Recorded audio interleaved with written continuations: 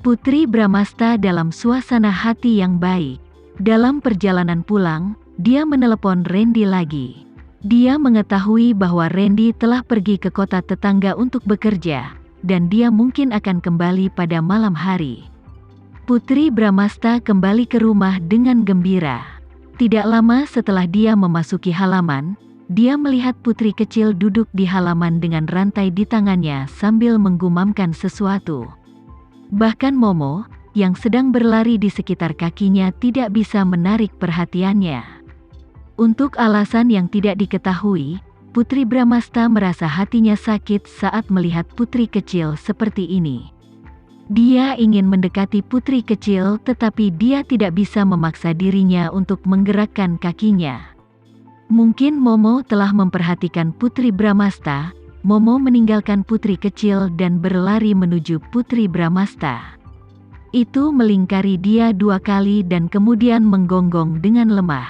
Putri Bramasta mengerti bahwa Momo memberitahunya bahwa putri kecil sangat sedih. Putri Bramasta mengangkat Momo dan berjalan menuju putri kecil dengan tenang. Saat dia mendekati putri kecil, dia mendengarnya berkata kepada rantai, "Kak David, muncul." "Kak David, muncul," putri kecil membaca berulang-ulang. Dia terus memanggil kakaknya David, tapi kakaknya David tidak muncul. Setelah mengulangi untuk waktu yang lama, putri kecil mengedipkan matanya yang besar dan indah, dan cemberut saat butiran air mata jatuh di pipinya. "Putri kecil sayang." Putri Bramasta berjalan mendekat dan menarik putri kecil ke dalam pelukannya. Dia mengusap kepala putri kecil dengan lembut. "Kak David tidak ada di sini, tapi ayah dan ibu ada di sini bersamamu." "Kak David berbohong padaku." "Kak David adalah pembohong besar." Putri kecil tidak lupa memarahi kakaknya David bahkan saat dia menangis terseduh-seduh.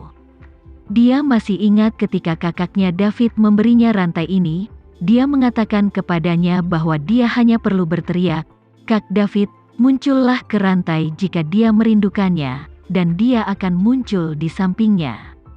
Tapi dia sudah lama memanggilnya, namun kakaknya David tidak muncul. Dia sangat sedih, dia tidak bisa melihat Kak David. Putri Bramasta menghiburnya dengan suara lembut, "Sayang, Kak David tidak membohongimu, kamu harus percaya padanya." "Oke." Putri kecil mengangkat kepala kecilnya dan bertanya dengan sedih, "Lalu mengapa Kak David tidak muncul?" Putri Bramasta berkata, "Kak David pergi ke tempat yang sangat jauh dan dia tidak bisa mendengarmu memanggil. Itu sebabnya dia tidak muncul." Putri kecil bertanya dengan polos, "Mengapa Kak David pergi jauh? Apakah aku membuatnya marah? Apakah dia tidak menyukaiku lagi?" "Tidak, Kak David, dia sangat menyukaimu." Putri Bramasta menghela napas. Jika David tidak terlalu menyukai putri kecil, maka dia tidak akan bertahan untuk melawan musuh hanya untuk melindungi putri kecil. Dia berusaha sekuat tenaga sampai pengawal datang dan sampai dia yakin putri kecil aman. "Bu, kenapa?" Putri kecil bertanya dengan lembut. Dia tidak mengerti sama sekali.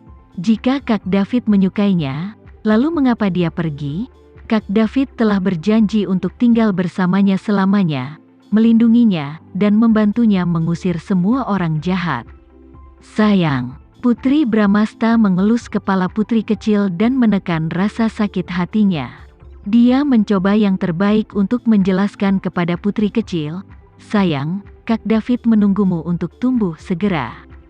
Ketika kamu dewasa, kamu akan melihat Kak David lagi.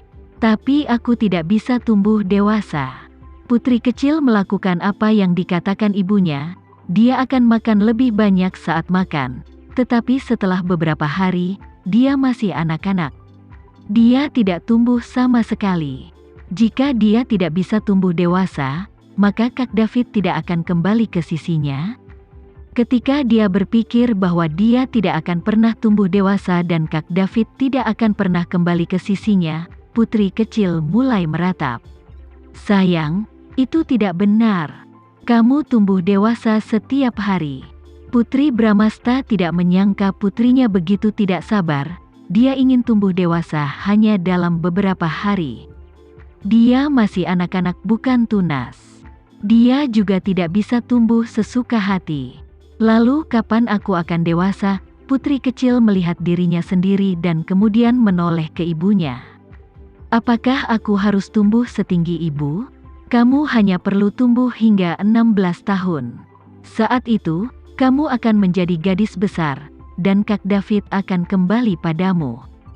Putri Bramasta mencium dahi putri kecil dan berkata dengan lembut, ketika putri kecil tumbuh dewasa, dia akan mengerti bahwa tempat jauh yang pernah dikunjungi Kak David adalah surga. Putri kecil masih sangat muda saat ini dan dia selalu memikirkan Kak David. Jika Putri Bramasta mengatakan yang sebenarnya, putri kecil pasti akan hancur. Setelah melepas Putri Bramasta, Dirga kembali ke rumah dan duduk di ruang tamu. Dia mengarahkan tatapan samarnya ke tempat tertentu. Setelah menonton untuk waktu yang lama, dia menarik napas dalam-dalam dan membanting tinjunya ke meja kopi. Matanya dipenuhi dengan kemarahan. Beraninya dia menyebut dirinya anak laki-laki. Dia bahkan tidak tahu bahwa ayahnya telah terluka parah dan menjalani kehidupan yang begitu menyedihkan. Jika ayahnya tidak datang mencarinya, dia tidak akan tahu bahwa ayahnya masih hidup. Saat itu, ayahnya tinggi dan agung. Matanya bersemangat. Saat itu, ayahnya penuh dengan kebenaran. Namun, selama beberapa tahun terakhir, ayahnya menjalani kehidupan yang rendah dan tercela. Dia hidup seperti hantu. Bahkan ketika Dirga melihat ayahnya, dia tidak bisa mengenali ayahnya sama sekali. Memikirkan rasa sakit yang diderita ayahnya selama bertahun-tahun, Dirga mengangkat tangannya dan menamparkan wajahnya sendiri. Dia membenci dirinya sendiri yang begitu tidak berguna. Ayahnya telah menderita selama bertahun-tahun, tetapi dia tidak melakukan apa-apa. Tampaknya satu tamparan saja tidak cukup. Dirga menamparkan wajahnya 2 kali lagi, seolah-olah itu akan membuatnya merasa lebih baik. Setelah sekian lama, Dirga perlahan bangkit dan berjalan menuju studi.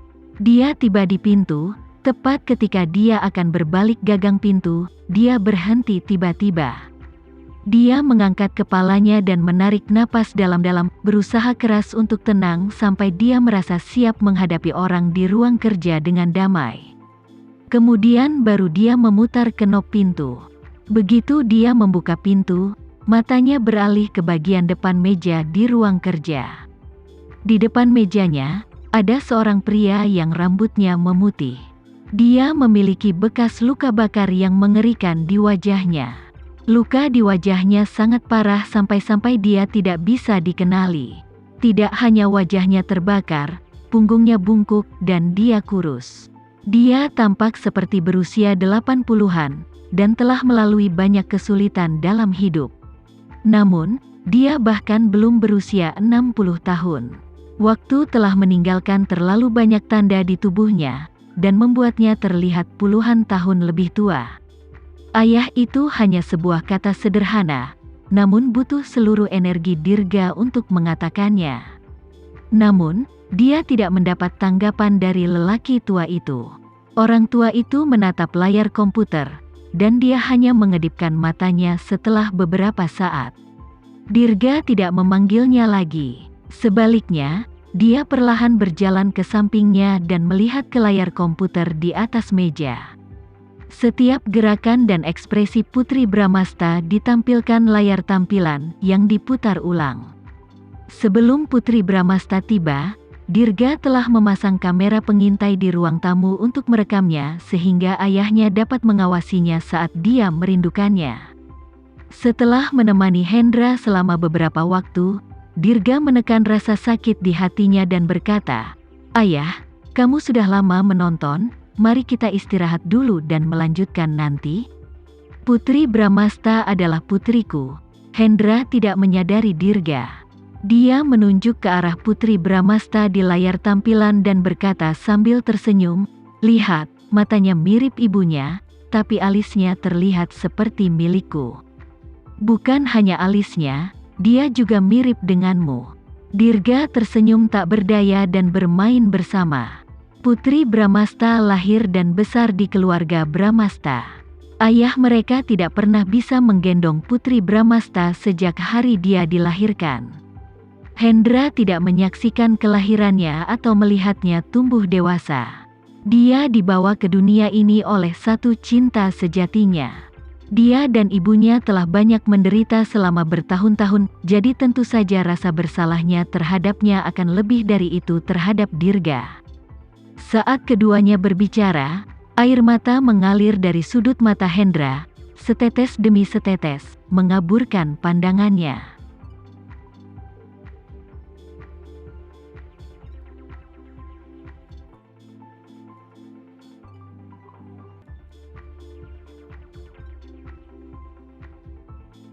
Sekian dulu ya video kali ini, kita lanjutkan lagi videonya di lain waktu. Oh iya, bagaimana menurut kalian? Semoga bisa sedikit menghibur kalian semua. Untuk teman-teman yang baru nonton, jangan lupa subscribe ya, hehehe. Dan kalau teman-teman ada yang ingin gabung langganan, bisa langsung gabung saja untuk dapat fitur yang menarik dan sedikit membantu Mimin. Terima kasih banyak sudah menonton, sampai jumpa lagi, bye.